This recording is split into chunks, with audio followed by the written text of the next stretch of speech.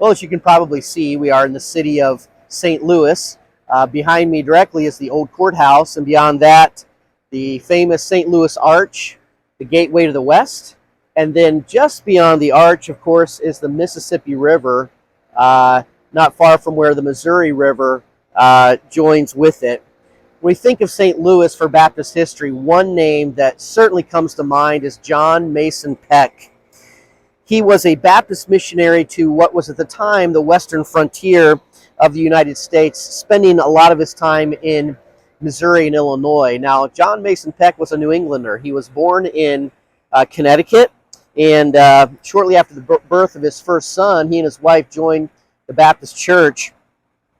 He went to the state of New York, pastored a couple places, but while he was there, he met up with Luther Rice. You might remember Luther Rice as the man who was heading to the mission field with the Judsons, but came back to the States and spent the rest of his life stirring up the cause of missions. Luther Rice was a member there of that first Baptist church in Washington, D.C., and traveled around really promoting missions, both home and abroad. And John Mason Peck got a burden not for foreign missions, but for missions here in unreached areas in the United States. And so he headed west, got some funding to do mission work in this area, and in 1817 helped found the First Baptist Church of St. Louis, Missouri, and their first baptisms were just behind the arch now in the Mississippi River.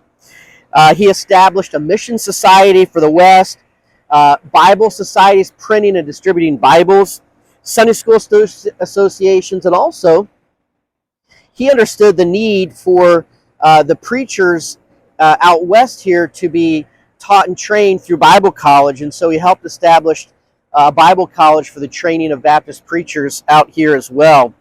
He was his work was not without controversy. There was a strong anti-mission movement during these days, headed chiefly by the strong personality named Daniel Parker, and he was kind of a campaigner against the missions movement, and he and John Mason Peck had some face-to-face confrontations theologically about that through the frontier area here in those early 1800s.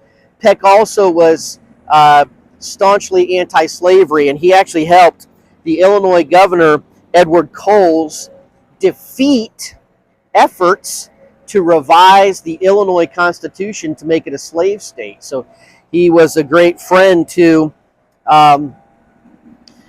those that were fighting against slavery. In fact, the Black Baptists here in St. Louis wanted to establish their own church, and who helped them? None other than John Mason Peck. There is a stained glass window tribute in Washington, D.C. At the National Baptist Memorial to very important men from early Baptist history in America. Listen to these names of men that are included, just a few, in that memorial there in D.C. James Madison, of course, with his championing of religious liberty, along with the Baptists. John Leland, Adoniram Judson, and Luther Rice, of course, with their effort for foreign missions. And the fifth person is none other than John Mason Peck for his labor of love and service out here on the frontier. He was a historian. Harvard University actually recognized that and gave him a Doctor of Divinity degree in 1852. It's amazing. In his 40-year ministry of John Mason Peck, his efforts helped contribute to the establishment of 900 Baptist churches, 600 pastors were ordained, and 32,000 people, they say, were added to the membership of Baptist churches that he had a part in helping to establish. So when we think of St. Louis, long before the beautiful St. Louis Arch was here, there were some faithful folks laboring among the frontier, John Mason Peck being one of those that stands out in Missouri Baptist history.